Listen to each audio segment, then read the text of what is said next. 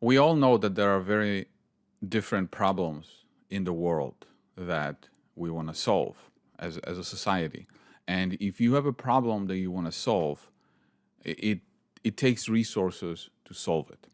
Now, when your solution is so important for society, sometimes the society or the government will assist you through grants in helping you finance that solution. So this morning, Aduro announced an award of 1.15 million joint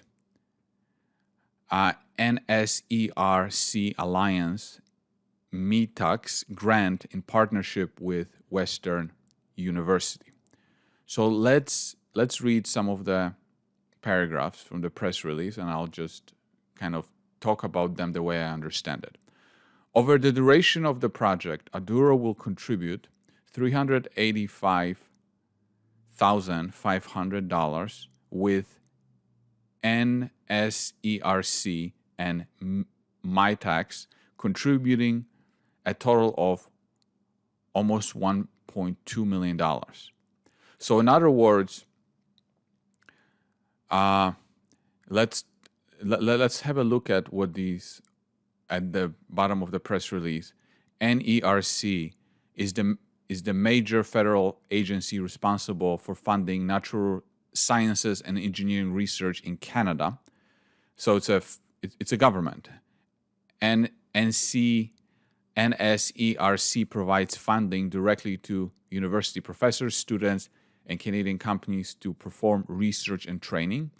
About MITAX is a nonprofit national research organization in partnership with Canadian academia, private industry, and government, operates research and training programs in fields related to industrial and social innovation.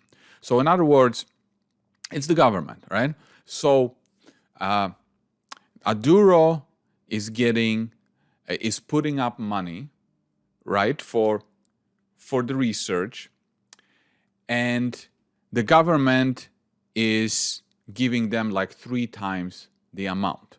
So think about, you want to solve, I don't know, some kind of problem, and you are spending $10, right? And the government is giving you another 30 or something like that, right? That's a non-dilutive way of financing. So let's read on. This represents a 3-to-1 ratio of non-dilutive matching of funds directed to supporting and accelerating the company's path to commercialization. The research project will commence in November 2022 and it will continue for 3 years. And I talked to the company briefly, and from what I understand, the kind of work that they will use this financing for, they were going to do this in-house with their own money. And now, of course, it's going to, it's more cost effective for Aduro to have a financing partner to help to pay for it. The objective of this research project is to evaluate the effects of intrinsic and extrinsic contaminants present in plastic feedstock, including food, organic waste, plasticizers, and fillers under varying conditions to maximize output, quality, and yield. In other words, this is the kind of work that they want to do at pre-treatment of plastic. The project also aims to improve pre- and post-processing technique. The commercial goal is to be able to develop optimal strategies that will minimize the need for expensive sorting and separation systems for pre-processing treatment. The project is expected to advance and further augment the hydrochemolytic process for chemical recycling of mixed post-consumer industrial and consumer plastics. In collaboration with Aduro's research team, the project will be led by Dr. Paul Charpentier, professors in the Department of Chemical and Biomechanical Engineering and Mechanical and Materials Engineering at Western University, along with the support of Dr. Cedric Briens, professor in the Department of Chemical and Biochemical Engineering and Director of R&D at the Institute for Chemicals and Fuels from Alternative Resources at Western University. In addition to the grant funding through the partnership with Western University, the project provides very cost-effective access to state-of-the-art laboratory facilities, reactors, and analytical equipment.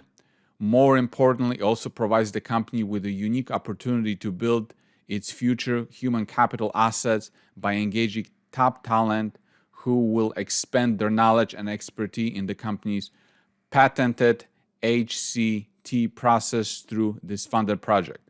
So in other words, what they're talking about here is that there's certain students that study, plastic recycling at the university.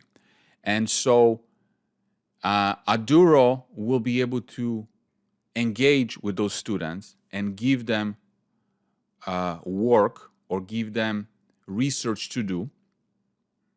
And it's a very cost-effective way for Aduro to do this, because I suspect that it would cost Aduro a lot more money if they hired people that are already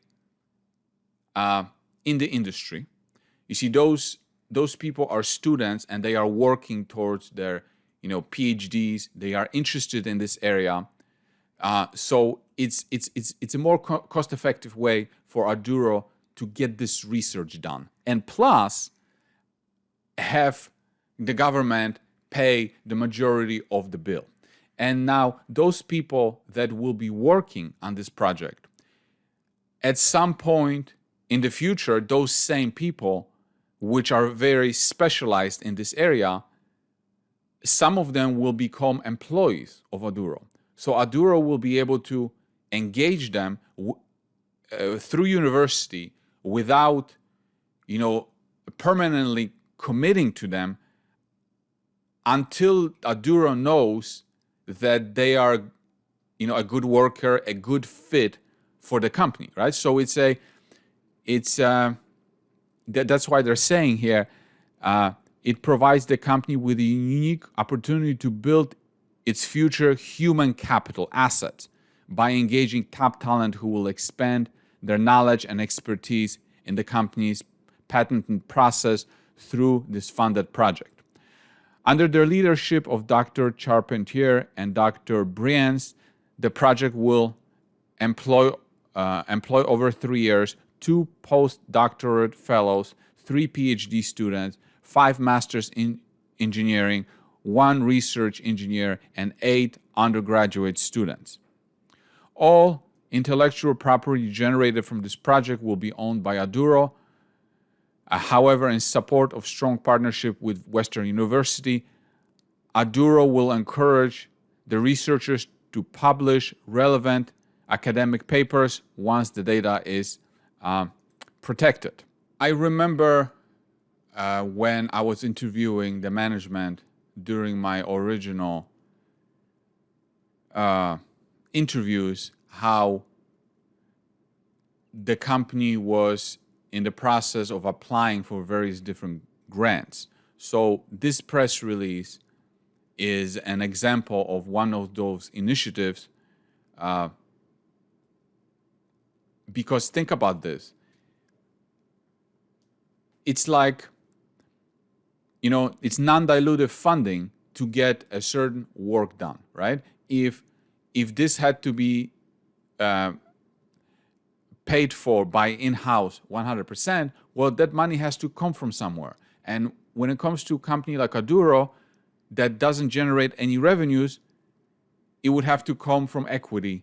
Funding during a terrible market creates more dilution. So any sort of non-dilutive financing efforts to push the company forward towards commercialization is obviously great news for the company's shareholders.